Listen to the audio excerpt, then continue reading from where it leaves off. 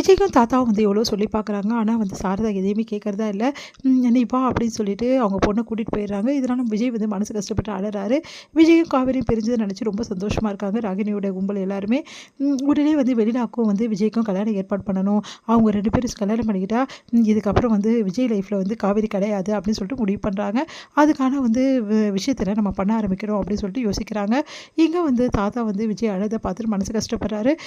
"நான் அப்பவே சொன்னேனே விஜய், நீ கேட்டியா? இப்ப பார்த்தல்ல எவ்வளோ பெரிய பிரச்சனையில மாட்டிக்கிறேன்னு சொல்லிட்டு.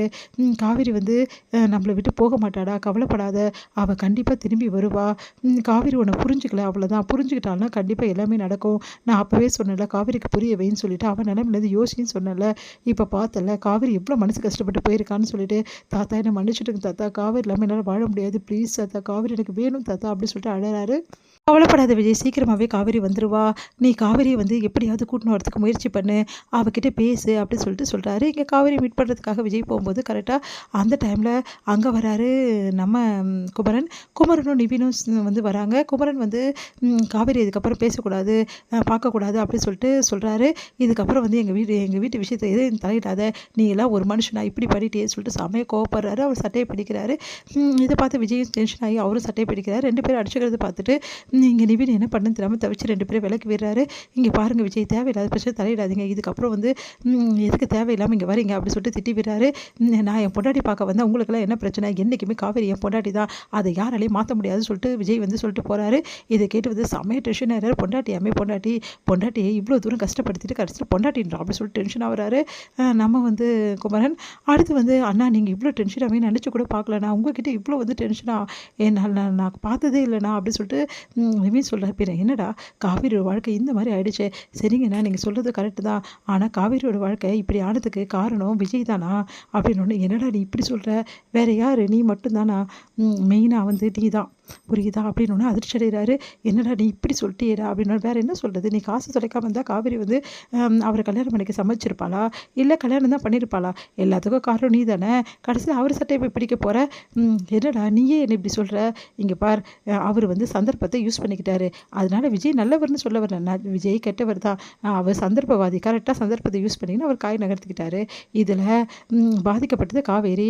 ஆனால் வந்து நீ தானே தப்பு செஞ்ச அப்படின்னோடனே, "ஆமாடா" அப்படி சொல்லிட்டு அழறாரு. "சரிங்க நான் அழாத, நான் ஏதோ வந்து தெரியாமல் சொல்லிட்டேன்" அப்படி சொல்லிட்டு சமாதானப்படுத்துறாரு. இங்கே வந்து விஜய் நடிச்ச காவேரியும் காவேரி நடிச்ச விஜயும் மனசு கஷ்டப்பட்டு அழுதுட்டு இருக்காங்க. இந்த சூழ்நிலை காவேரி இங்கே இருந்தால் வந்து விஜய் பார்க்க வருவார். அதனால காவேரி முதல்ல வந்து நம்ம ஊருக்கு அனுப்பிச்சிடலாம் அப்படின்னு சொல்லிட்டு பிளான் பண்ணி என்ன பண்ணுறாங்க, வீட்டில் எல்லாருமே வந்து ஊருக்கு அனுப்பிச்சிடுறாங்க. காவேரியை கூட நர்மதாவே அனுப்பிச்சிடுறாங்க. எங்கள் காவேரி வந்து ஊருக்கு போயிட்டு மனசு கஷ்டப்பட்டு என்ன பண்ணுன்னு தெரியாமல் அழுதுட்டுருக்காங்க. நர்மதா அவங்கள வந்து சிரிக்க வைக்கிறதுக்காக முயற்சிகள் பண்ணிகிட்ருக்காங்க. இந்த சூழ்நிலை அங்கே வந்து விஜய் வந்து வராரு. இந்த மாதிரி காவேரி வந்து கொடைக்கானல் இருக்கிறது தெரிஞ்சு அங்கே வராரு. விஜய் வந்து காவேரி மீட் பண்ணணும் நிறைய முயற்சிகள் பண்ணிகிட்ருக்காரு. அதே மாதிரி எல்லார்கிட்டையுமே சொல்கிறாரு காவேரி எங்கே இருக்கான்னு சொல்லிட்டு. காவேரி மறைஞ்சு விஜய்க்கு கிட்ட மீட் பண்ணாமல் இருக்காங்க. ஒரு கட்டத்தில் காவேரி விஜய் மீட் பண்ணுறாங்க. அப்போ காவேரி செமையா திட்டுறாங்க. "நீங்கள் எதுக்கு, உங்களை யார் இங்கே வர சொல்லுது? நான் எதுக்கு உங்களுக்கு?" அப்படி சொல்கிறாங்க. "இங்கே பாரு காவேரி, உண்மை என்னன்னு தெரிஞ்சுக்கோ. நான் உங்ககிட்ட டைவர்ஸ் பேப்பரில் சைன் வாங்கலடி. அது உனக்காக சர்ப்ரைஸ் கொடுக்கறதுக்காக நான் வச்சுருக்கேன்டி. அது மட்டும் கிடையாது.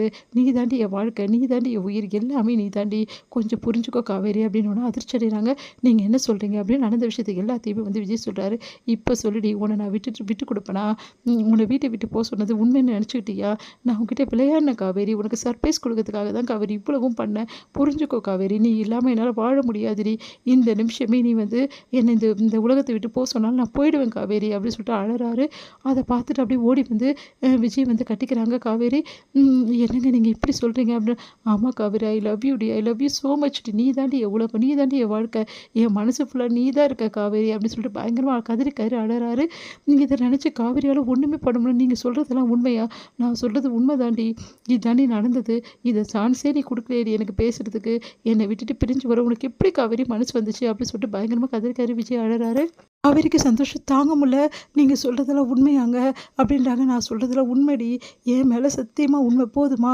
இந்த விஷயத்த நான் சொல்கிறதுக்கு தான் உனக்கு தேடி தேடி வந்தேன். ஆனால் நீ வெட்டி விட்டுறணும்னு" காவேரி அழறாங்க.